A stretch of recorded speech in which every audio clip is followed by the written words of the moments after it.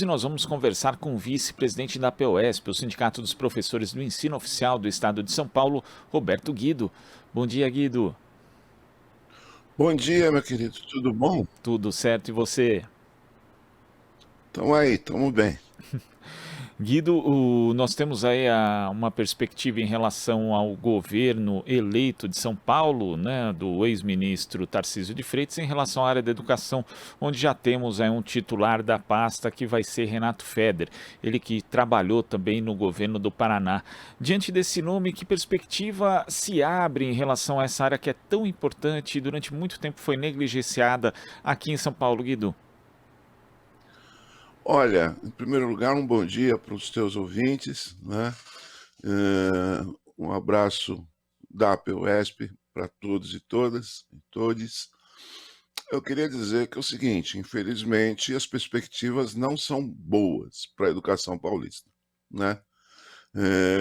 O histórico desse secretário que vem do Paraná, né, e das suas ações desenvolvidas lá e que ganharam destaque e que o credenciaram, na opinião do governador eleito, Tarcísio de Freitas, para ser secretário, são questões que realmente contrariam, né, uma política pública de educação de qualidade, com qualidade social. A começar pelo destaque que se deu aos processos de privatização, de gestão de um conjunto de escolas no Paraná, né? Abrindo mão completamente o Estado do gerenciamento de escolas, alegando os baixos indicadores de desempenho, né? Acho que o processo de privatização, né, que se deu no Paraná pode vir a ser intensificado aqui no estado de São Paulo, o que ocorrerá com certeza com uma forte resistência, tanto dos professores quanto dos estudantes, eu não tenho dúvida. Né? O segundo aspecto que o credenciou também, né, e que tem um apelo grande nos segmentos conservadores que ganharam a eleição aqui no estado de São Paulo, são as escolas cívico-militares, né? Outro engodo, né? Já que essas escolas estão mais voltadas para a normatização da conduta alheia do que para, de fato, o ensino e aprendizagem. Como esse governador vem de um governo federal que descredenciou, desqualificou, né, atacou a educação, assim como a cultura, a ciência, de maneira geral, né, de fato as perspectivas aqui não são nada boas. Né? A experiência também empresarial desse secretário de Educação e aí os seus intentos de tentar resolver, pelo menos esses são os pronunciamentos iniciais, o problema de déficit de professores com ensino à distância também nos preocupa. O que de fato vai resolver o problema de déficit de profissionais é a valorização da carreira. É notório o abandono de atuais profissionais e de futuros que não desejam seguir a carreira de professor por conta dos salários e carreira. Então, a solução, né, do déficit de professores passa por isso. Né? Infelizmente, o atual governo, Rodrigo Garcia, que está saindo, implementou uma lei de subsídios, né, para a carreira, destruindo aquilo que nós tínhamos, e isso parece que nós vamos ter que combater também no próximo governo. Não há nenhuma perspectiva de mudança nessa questão da carreira e da valorização dos profissionais da educação. Então, as perspectivas, como eu estou dizendo aqui, não são boas. Né? Isso vai exigir do movimento sindical, do movimento estudantil, uma forte atuação para evitar, né, o aprofundamento da tragédia educacional paulista. Inclusive, um outro aspecto da gestão de Renato Feder no Paraná, né, como você bem observou, Guido, tem a questão das teleaulas, da privatização, da terceirização e também das escolas cívico-militares, mas é uma relação muito ruim com os profissionais da educação. Ou seja, Feder também não tem aí, pelo menos, dada a gestão dele no Paraná, uma tradição de diálogo com a categoria.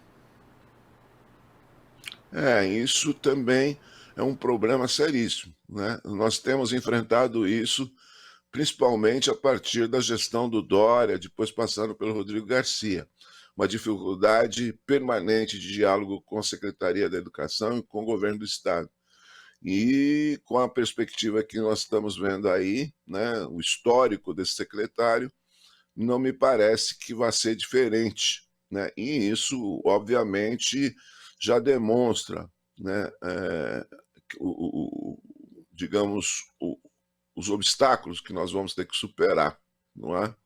Né? A mobilização vai ter que ser permanente, né?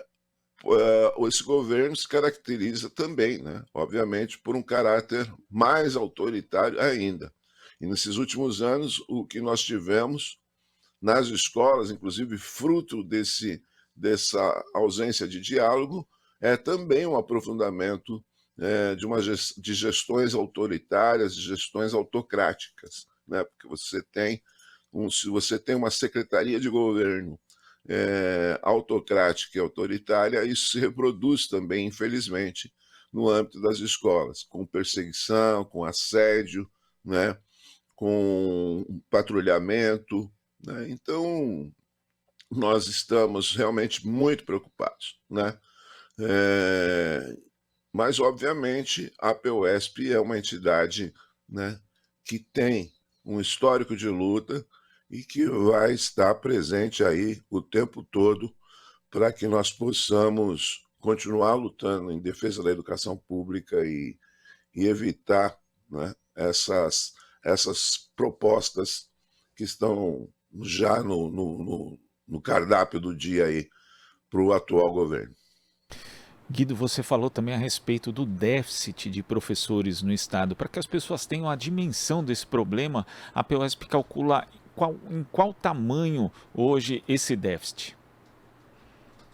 Olha, nós temos um universo de professores de 220 mil professores, 220 mil professores na rede, não é?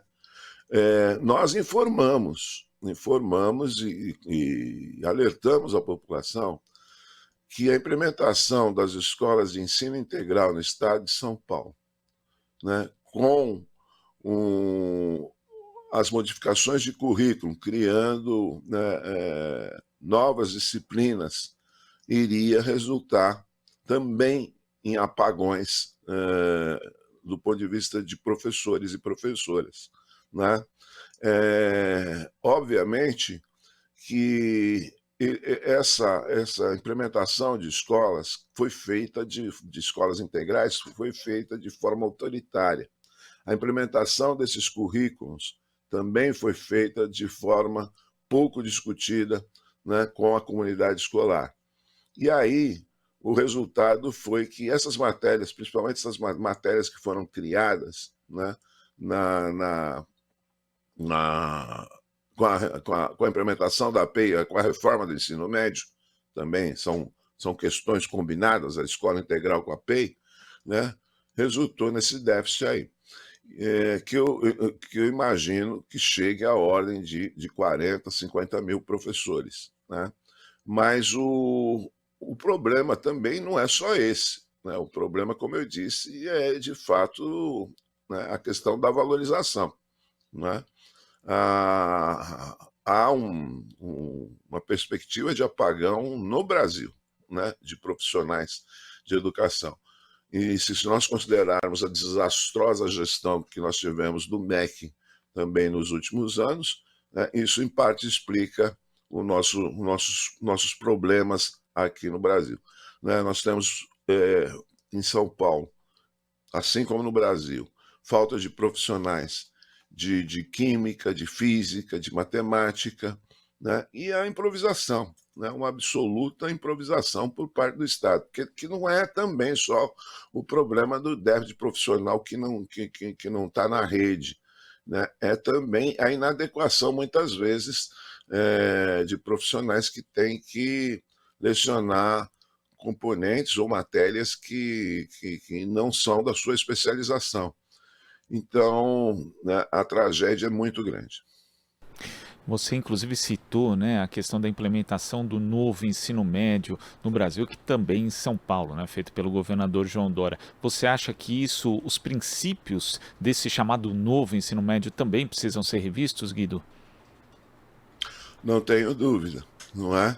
Esse novo ensino médio, ele acabou se configurando, né, num ensino rebaixado, né, com conteúdo rebaixado, né? Acho que, obviamente, não é possível concordar com o ensino médio que até então se tinha, né? Um ensino médio descontextualizado da realidade dos estudantes. Não é possível desconsiderar, né, as novas tecnologias no processo de ensino-aprendizagem. Não é possível desconsiderar a necessidade do protagonismo estudantil, né, no itinerário, na formação do itinerário escolar. Não é possível ignorar essas questões mais. Mas não se resolveu isso com essa reforma do ensino médio, uma reforma do ensino médio autocrática, né? Uma reforma do ensino médio que, a pretexto de criar, aqui no estado de São Paulo, por exemplo, um currículo que atenda às necessidades dos jovens, na opinião dos governantes aqui que estão saindo, mas que, no meu entendimento, os que vão entrar aqui no estado de São Paulo devem permanecer nessa toada. No entendimento deles, essa reforma criou matérias que são mais de interesse dos estudantes, empreendedorismo e outras questões tais. Ora, o problema é que isso se deu com a redução de componentes curriculares, né? As componentes curriculares tradicionais. Você, obviamente, não vê isso nas escolas da elite brasileira e da elite paulista, esse tipo de atitude, não é? As escolas precisam, sim, de investimentos. Por exemplo, você pode ter muito bem um ensino médio fortalecido com o aumento da experimentação, da prática, e para isso é preciso ter escolas equipadas com laboratórios, professores com uma jornada adequada para poder preparar as suas aulas, corrigirem os trabalhos dos alunos, né? Se adaptarem, né? Estudarem, né? Cuidarem da sua formação continuada. E aí você precisa ter, como eu disse, escolas com bibliotecas, que muitas vezes delas não têm. Então você acaba transformando a escola num ambiente, né, em que as pessoas estão lá cumprindo tarefas, mas necessariamente você não enriqueceu o ensino médio. Eu vi, de fato, algumas experiências em escolas particulares que foram elogiadas por um setor da mídia, né, por conta da, digamos, da diversidade que se implementou. Mas, obviamente, essas escolas particulares de ponta não descuidaram das matérias tradicionais, em primeiro lugar. Muitas vezes, inclusive, você tem uma ideia, você tem história, você tem um professor de história geral e um de história do Brasil, né? Você tem um professor de geografia geral e um de geografia, né, específica, né, do Brasil. Você tem professores de química orgânica, química inorgânica, e, ao mesmo tempo, você implementou um currículo em que tem artes e outras componentes, né? Portanto, o que nós estamos assistindo, né, aqui no Brasil e aqui no estado de São Paulo é uma desqualificação da escola pública, né? Você acaba utilizando, você faz de uma forma rebaixada a implementação de um currículo que, obviamente, além de ser inadequado na formação, né, integral de um estudante, né, ele acaba ocasionando esse apagão de professores também. Chama a atenção, né, que essa o que eles pretendem, na verdade, com a reforma do ensino médio, é um ensino aligerado, né, com forte presença de português e matemática, o que necessariamente não resulta num melhor desempenho em português e matemática, porque quantidade não se confunde com qualidade, não é? E aí você tem esse ensino médio sendo ofertado, e quando nós falamos que queremos um ensino médio de qualidade, nós queremos um ensino médio que, sim, seja socialmente, né, referenciado, qualificado, e tenha também, né, a possibilidade dos estudantes da escola pública terem acesso a toda a formação que um ser humano pode ter, desde humanidades até exatas, né, passando pelas biológicas, ciências biológicas, passando pela dimensão da arte, pela dimensão da atividade física. Isso é uma educação integral, que é completamente diferente de uma escola integral, em que crianças e adolescentes são colocadas lá, né, a maior parte do dia, prejudicando muitos estudantes que têm necessidade de trabalhar, não é? E aí aumentando a exclusão. Esse é um dos problemas de uma implementação desse projeto que foi feito sem diálogo, né? Ele também é excludente desse ponto de vista, né? Os estudantes acabam tendo que sair da escola para poder continuar suas atividades, muitas vezes, né, de sobrevivência. Na medida em que você tem cidades que, por exemplo, você implementou a escola de tempo integral e não tinha outra modalidade, né, para atender a demanda, por exemplo, de estudantes que trabalham. Então, tem uma série de problemas que, infelizmente, aqui no estado de São Paulo, a gente não vê com o futuro secretário e com o governo eleito perspectivas de melhora. Guido, para a gente concluir aqui, saiu uma notícia há pouco no site Metrópolis. O Renato Feder ele foi co-CEO, né, da Multilaser Industrial entre 2003 e 2018 e depois, em 2019, ele renunciou ao cargo após assumir a pasta de educação no Paraná, só que continua como membro efetivo do Conselho de Administração da empresa. E um levantamento feito pelo site mostra que a Secretaria da Fazenda Paulista, em 2021, fez ali contratos com a Multilaser no valor de 181 milhões e 800 mil reais só da Secretaria de Educação, né, com venda de tablets e notebooks para a Rede Paulista de Ensino, que Feder vai comandar a partir do mês de janeiro do ano que vem. Como é que você vê esse possível, ou talvez mais que possível, conflito de interesses, Guido? Esse é o problema que era o problema do governo Bolsonaro, e é o problema que vai se estabelecer aqui em São Paulo também, não é? Os interesses escusos que existe de um setor empresarial, um segmento empresarial que vive, né, de contratos e de serviços prestados ao Estado, embora, né, venham sempre nos seus discursos defender um liberalismo que não existe em lugar nenhum do mundo, não é? Eles defendem a livre concorrência, a liberdade do capitalismo, mas, né, vamos combinar que na hora de se relacionar com o Estado, vem a nós o vosso reino e os pobres que, né, vão plantar batata. É exatamente isso. Né? Então, esses interesses, eles acabam capturando, né, o Estado através da eleição de personagens como esse. Vamos acompanhar, eu acho que existem mecanismos eficientes, né, de transparência, inclusive, né, no que diz respeito à educação, que foram construídos pela luta dos trabalhadores e trabalhadoras da educação, que passa, por exemplo, com relação às verbas do Fundeb, que são acompanhadas, né?